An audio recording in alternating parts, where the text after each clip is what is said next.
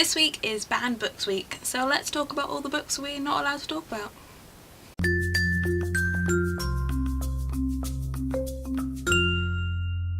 Hi everybody, it's Lydia here. So this week is Banned Books Week and I decided to look up how many books I had read which had been banned, and I was really surprised by how many I have actually read because I honestly didn't think there were that many. What I found was really awesome though was the fact that a lot of the books that I have read that have been banned are actually books that I was taught in school. The fact that these books were once banned or are still banned in some places, and yet in school, certainly in this country, we consider them to be educational and worthy of teaching to future generations. I actually discovered there were 8 different books that I read in high school that have been banned at some point or are still banned today. These were The Handmaid's Tale by Margaret Atwood, To Kill a Mockingbird by Harper Lee, Beloved by Toni Morrison, The Canterbury Tales by Geoffrey Chaucer, Frankenstein by Mary Shelley, The Lord of the Flies by William Golding, The Merchant of Venice by William Shakespeare, and Of Mice and Men by John Steinbeck. Now most of them were banned because of strong language or sexual content, and are still banned in some countries today, including the United States.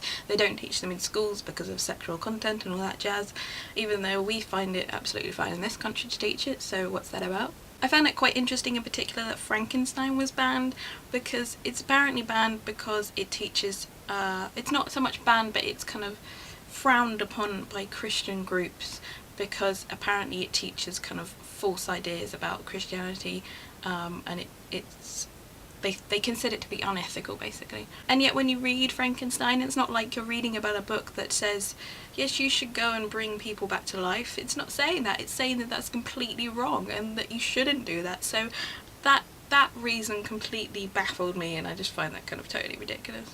There were loads of other books that have been banned, things like obviously Harry Potter is quite a famous one. It was banned in various places in America because of Christian groups saying that it preached, you know, satanic rituals and things like that. One of the most interesting ones was 1984 by George Orwell. It was apparently banned in Stalinist Russia during the Soviet Union because it was deemed to be kind of taking the mick out of that dictatorship basically. But ironically it was also banned in America because it had communist texts in the introduction for it, so it was basically banned on both sides of the Cold War, which was quite interesting. And of course it's all completely ironic because the entire book is just about censorship and everything, so that was ridiculous. Of course I'm talking about this like it's a thing of the past, like this doesn't happen today. It still very much happens today, and indeed a lot of the books I actually mentioned are still banned in some countries today, including the US.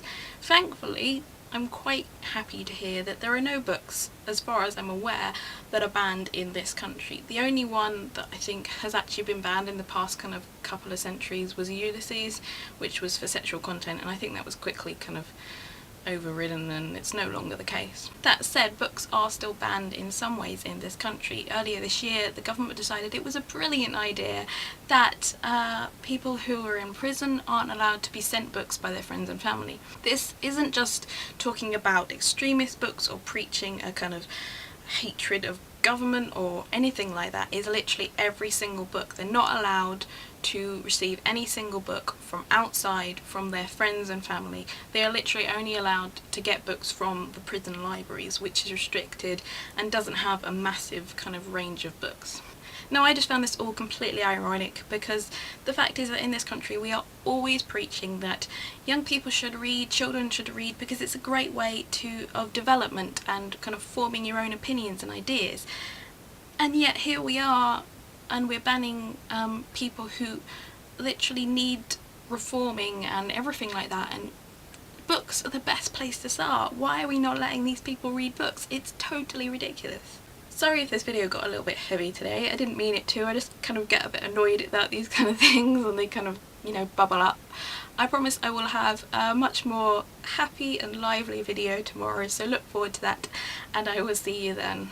Bye!